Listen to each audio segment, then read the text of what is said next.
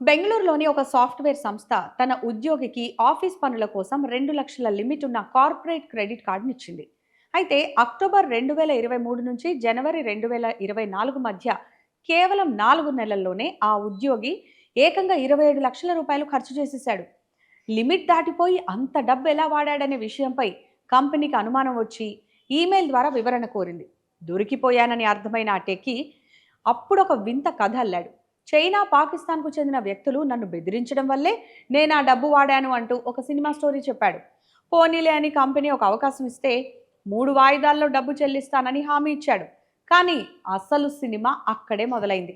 డబ్బు కట్టాల్సిన గడువు దగ్గర పడేసరికి ఆ టెక్కీలోని అసలు రంగు బయటపడింది. ఫిబ్రవరిలో తన మేనేజర్కు వికృతమైన పనులు చేయడం మొదలుపెట్టాడు.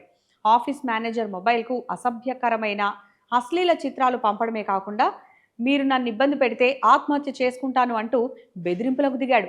కంపెనీ యాజమాన్యం ఇచ్చిన అవకాశాన్ని ఉపయోగించుకోకుండా ఇలా అతి తెలివి ప్రదర్శించి మేనేజర్నే బ్లాక్మెయిల్ చేయడంతో విషయం ముదిరింది.